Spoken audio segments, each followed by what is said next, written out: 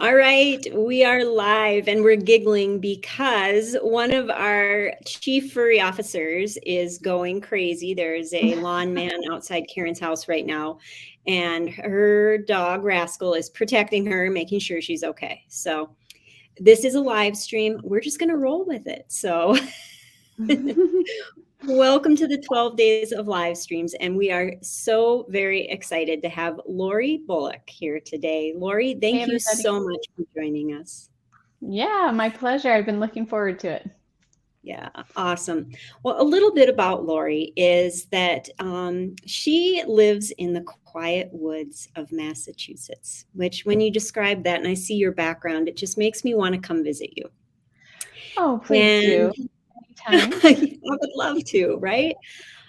You said in your bio that your very first hour of yoga changed your life. And I'm so excited to dive into that. But you are living in the woods of Massachusetts with your husband and soon to be an empty nester, happy to have a close group of friends and family, still working 1.5 days of hygiene while you're also teaching yoga in your home yoga studio and exploring the new possibilities of what the world entails of being a natural health educator. So welcome. You are doing business and well-being meshed together all the time.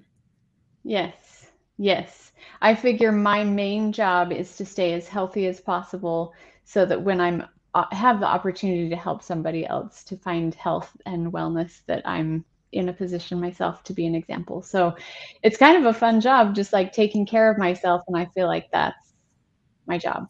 So I love it. I mean, so the combination of everything that you do leaves Laura and I really excited about our conversation today and the answers that you're going to come up to some of these questions. So the first question we have for you is, what's 2 or 3 habits or routines that have helped you move the needle this year? And whilst you answer that, I'm listening, but I'm going to go get the dog and put him on my knee and guarantee quiet. I will be back. I'm listening no longer. Okay, you got it. Thank you. That's a fun question.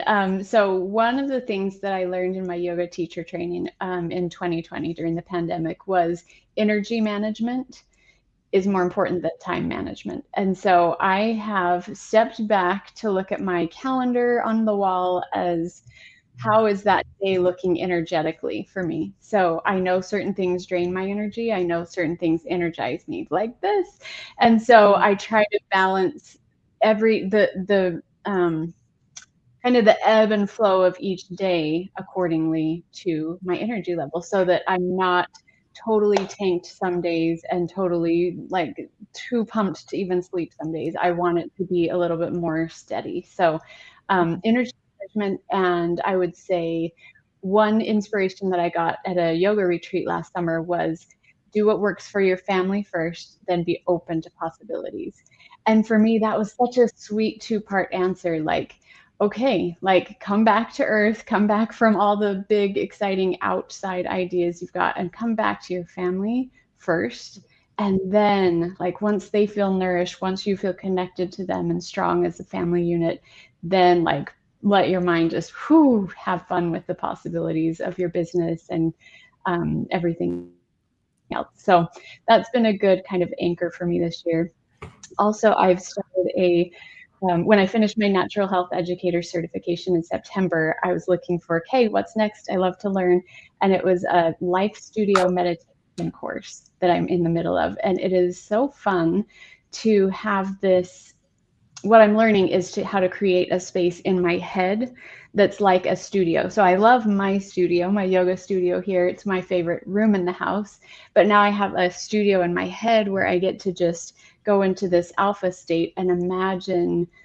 It's really hard to describe, but I have a space now where it's a prayerful, pondering, meditative, connecting to God space that has a lot of fun tools that I can use to get answers and just create. And then I come back to my life and see what feels important to actually do next. So that's been really fun this year too. So, okay, those are amazing answers, and I glean so much insight from them. I love the energy management. But I'm curious, how often do you go into your mind studio?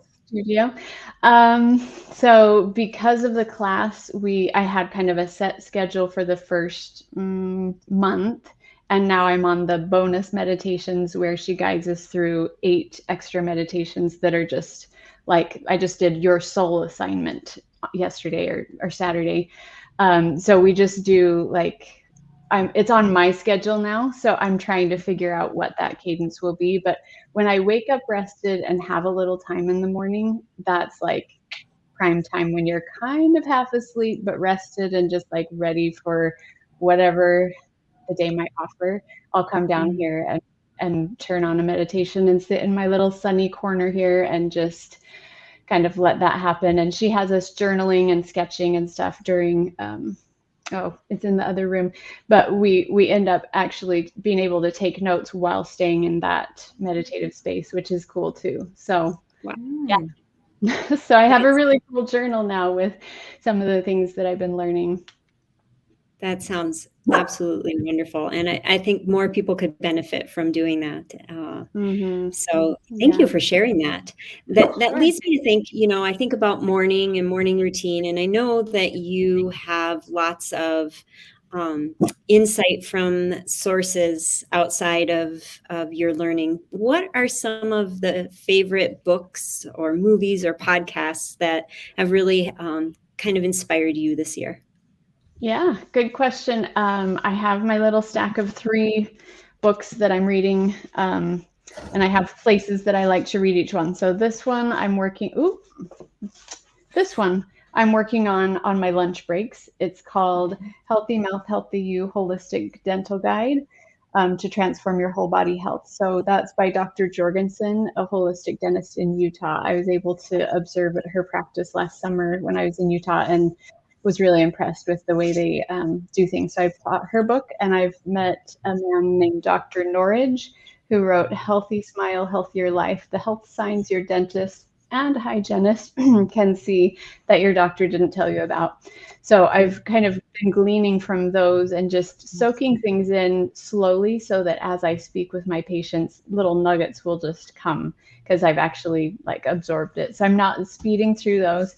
This one I found at a farmhouse library on a vacation my husband and I took a couple weeks ago. And I've always loved the idea of gathering.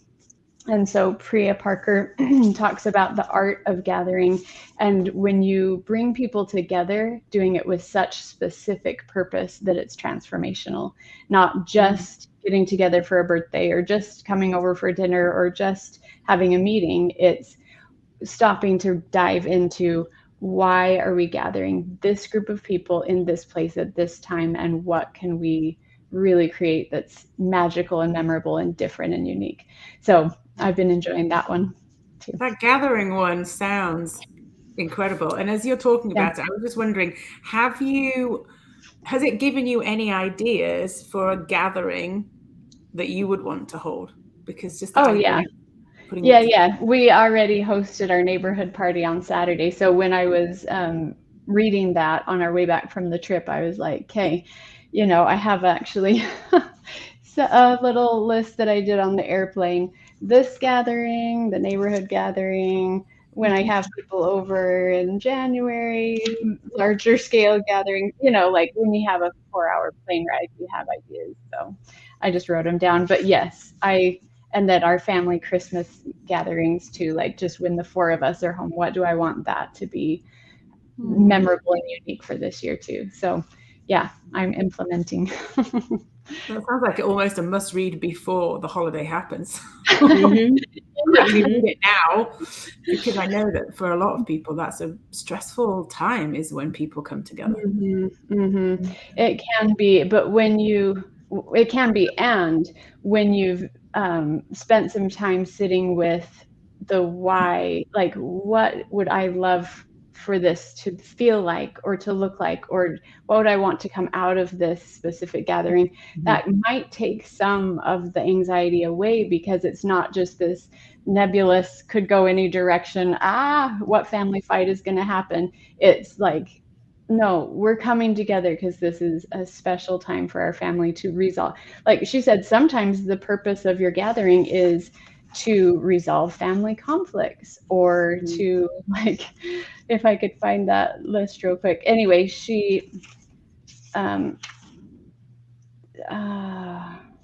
don't know right where it is, but we gather to, here are some reasons that we gather. Sometimes we gather to solve problems we can't solve on our own, or celebrate, or mourn, or mark transitions. We gather to make decisions. We gather because we need each other. We gather to show strength, or honor, or acknowledge. We gather to welcome, and we gather to say goodbye.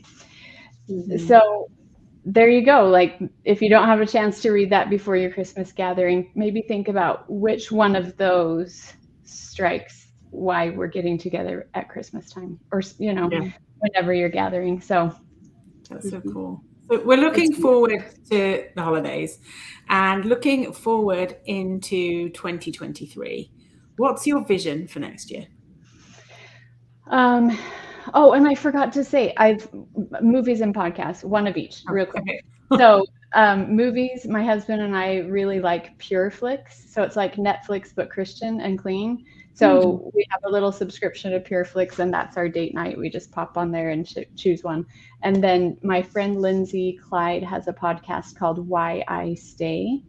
And because I'm a member of the Church of Jesus Christ of Latter-day Saints, she's created that podcast to ask people who are members of that church why they stay members of the church. Because there's lots of reasons not to stay in a religion or not to do certain things. She focuses on why do you stay, and interviews people about that. Okay, for the future, this coming year, I think will be exciting and interesting and different, because we're launching our third and final son into adult life. And like you said, we'll be empty nesters, or at least in the revolving door stage, where all three of them will be in and out for the next however long. So that will be a change. And we also have some adventures planned. My husband and I will be traveling more than ever. And one of those trips just spontaneously kind of came into being this morning, actually. So more travel with friends and family, and, hopefully dental related travel as well. I'm starting to get some inclination that I might have an opportunity to spend time in Africa next year, help meet dental needs there. I'm not sure. I'm staying open to possibilities of what that will look like, but that's kind of coming in.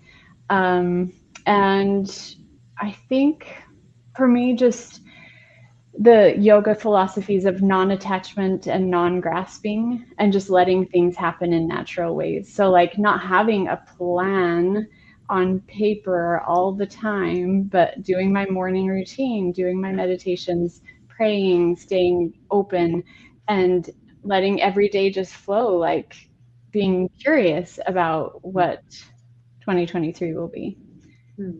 So that's probably my best answer for that one.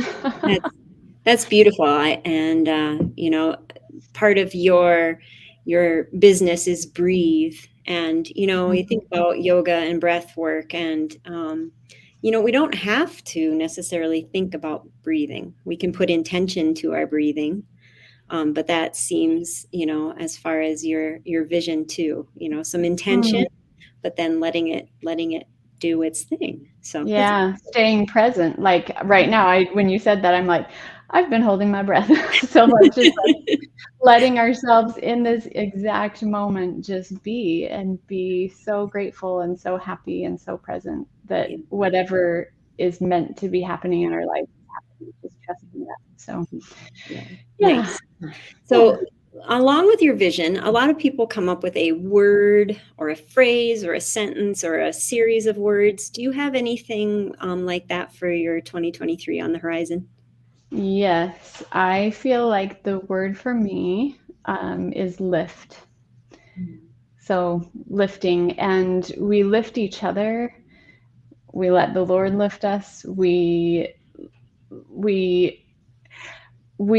approach problems that seem big, but if we're gathering as a group of people who are coming together to solve a big problem, if we each lift where we stand and lift in ways that we are strong and are capable and do have bandwidth for, it lifts society, it lifts the whole human race. And so I feel like one thing that I do want to do, whether I know what it is or not exactly now, is just to lift where I stand and to be able to contribute what I have to offer humanity, and we'll see where that goes. That's a beautiful word. Thank you for sharing that. Yeah. It just feels light. Yeah. Feeling. Yeah, exactly. Mm-hmm.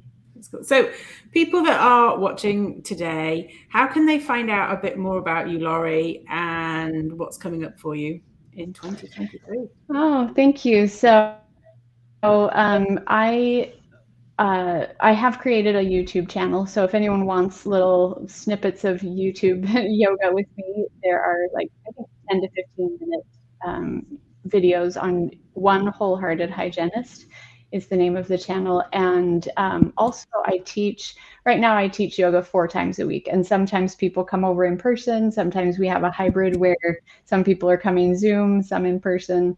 A lot of my classes are mostly people on Zoom. They're across the country and at a couple in other continents. So I do teach 4 times a week right now. I'm looking at updating my schedule for 2023. So people who haven't been able to come before because of schedule can email me with their time request, and I'll see where the schedule lands for teaching next year. And also I am gathering, I love it. Do you see how much I'm using that word? I am gathering friends who want to join me for a 12-week program called Gift of Health. Health is a gift. Health is a gift. So we'll do that person. If anyone is interested, they'll get a 1-hour wellness checkup with me, and just talk about their journey, their goals, how I can support them. And then we'll have 10 group sessions that include some yoga and stretching and breathing, and then sharing in a safe space. Like, this is what I'm learning, this is what I'm thinking, this is what I could use support on as a group. And then at the end, we'll celebrate. So that's coming up. I'm really excited about that. And the people who sign up will also get access to my mentor's website, Cynthia Sumner's Whole Healing website, which has so much goodness, so much goodness, and it's forever access. So I'm excited about that, and it feels right to start that in January. So I'm hoping to gather people as soon as possible so that we can kind of get things rolling for January. That sounds nice. Fantastic. All right. Well, thank you so much for sharing everything with us. I'm just going to put I didn't keep this up very long, but this is your website, which I'm sure then has a lot of information on how to get a hold of you, all the different things you're doing. And then obviously you are gracious enough to share your email with us. So if someone wants to contact you about the group wellness program, this is how they do it. Yeah. And then on YouTube, did I get this right? One Wholehearted Hygienist, is that? Almost. So wholehearted is one word. Yep. Okay. But I'm sure Google would do just fine with that too. All right. So, and I've watched some of your videos. They're very good. So I encourage our audience and our listeners to check those out. Thank you so much. Yeah. Thank you for sharing how you balance entrepreneurship with whole person well-being and success. And this was really valuable, as is every conversation with you. So, thank you so much. Yeah. Love for everybody, and happy holidays to all who are watching, and to the 2 of you and your puppy. That puppy. Awesome. Puppy paws. Yeah. Cute. All right. Well, thank you so much, Lori. And we will all see you guys tomorrow on the next 12 days of live stream. Bye. Bye.